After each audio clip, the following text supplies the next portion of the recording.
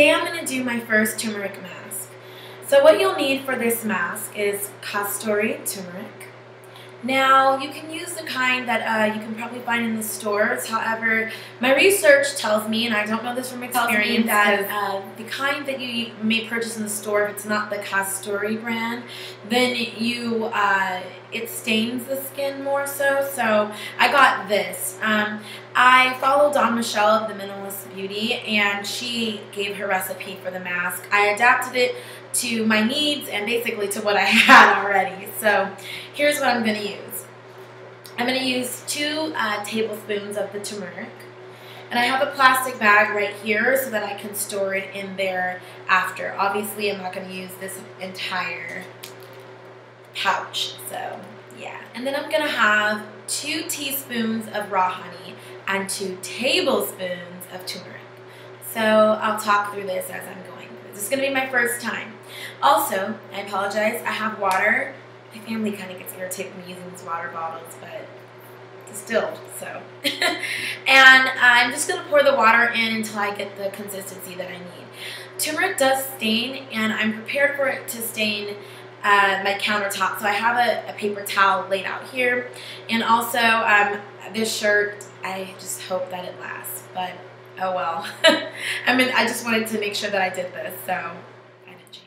Anyway, here we go. So I have the honey. I'm going to go ahead and cut my honey with some water. It's raw honey and it's really sticky. It's thick as well, which is a good thing.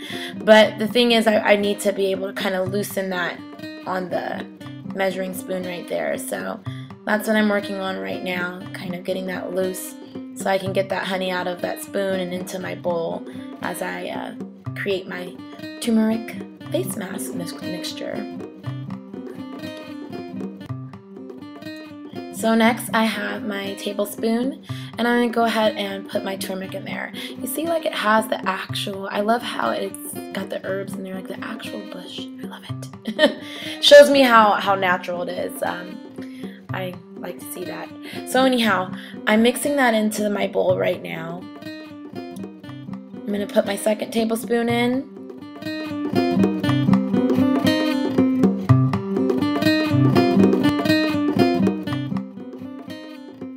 And then I have my teaspoon that I had used for my honey. I'm going to use that to go ahead and stir my mixture. And so I have a lot of powder in there, and I'm just stirring.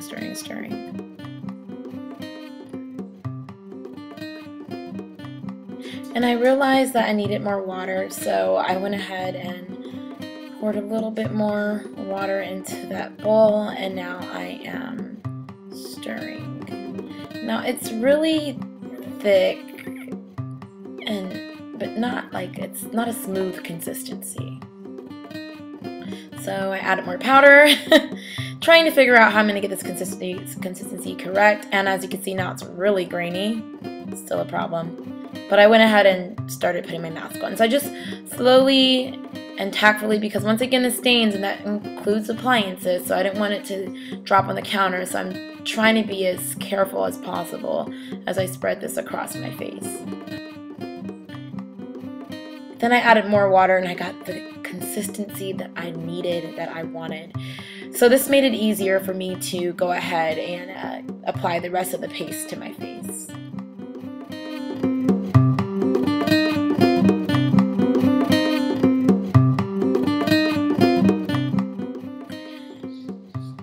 Yeah, my fingers are a little orange, you can't tell.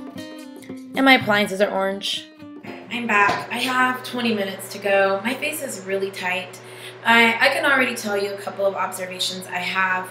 Next time I will definitely use the chickpea flour, which is the most suggested across my research flour to use in mixing with your turmeric paste. That's because it makes it a paste.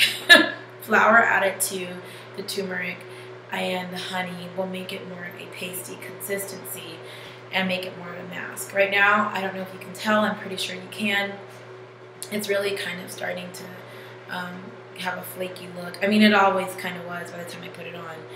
My face, it has this It kind of feels like when you put tea tree oil on a zit or a pimple. If any of you have done that before, that's the kind of feeling I have at this moment.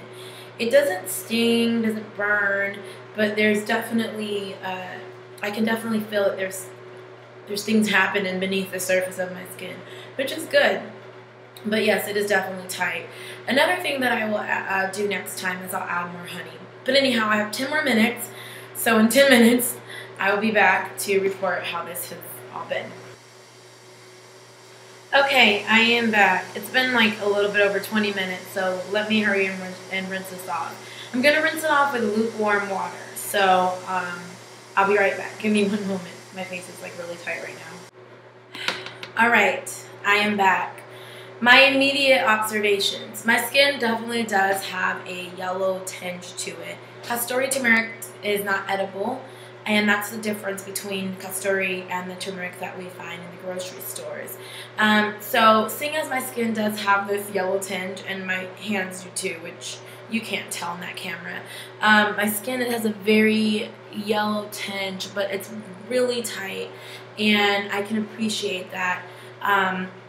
Moving forward, I am going to definitely use the chickpea flour to including in my paste, because I know that that helps reduce the yellowness that you have as a residual after you wash the turmeric off. However, one thing I want to note is that it's not staining your skin forever. So with a few washes of your select cleanser, you'll be able to remove some of that yellow. I'm going to go ahead and use my Thayer's Witch Hazel Rose Petal. I love the scent. I already use this as a toner for my skin, so I'm going to use this right now, and then after that I'm going to put some jojoba oil on it, just because my skin's feeling a little bit dry, and then I'll come back with my final review. Right. I didn't have a cotton ball, so I'm just going to simply spray some of that there, and I'm going to dab it. Pardon me while I look in the mirror.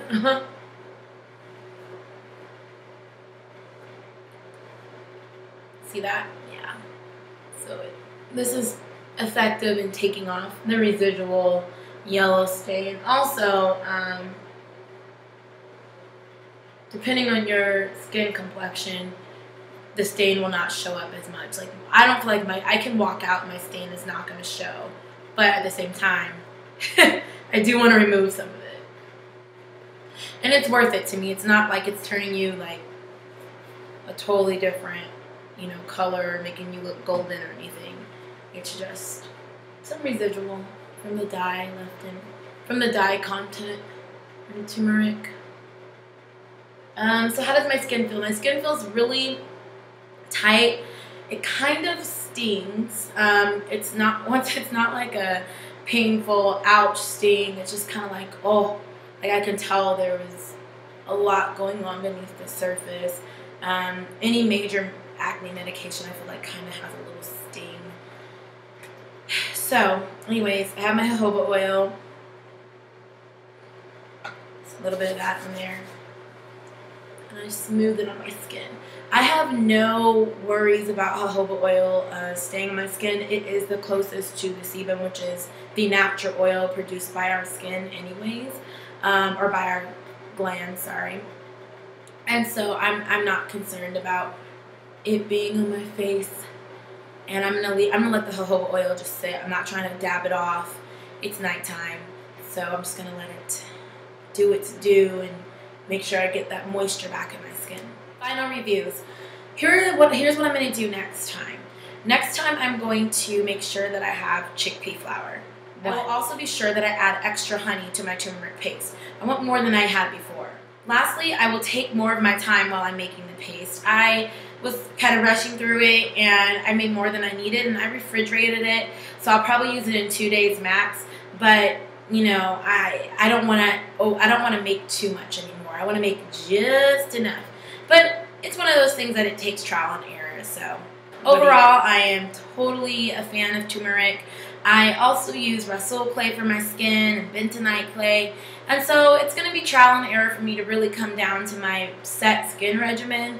We'll see what happens. Maybe I'll have to alternate the skincare. But overall, I'm sold on this. If you have any comments, feel free to leave them below. Remember to subscribe. And as always, thank you for tuning in. Adios! Stay connected with Profound Coils on YouTube by subscribing to my channel, and stay connected with me on www.profoundcoils.com, facebook.com/profoundcoils, Twitter @profoundcoils, and Instagram @MsRightOnTime. Thank you.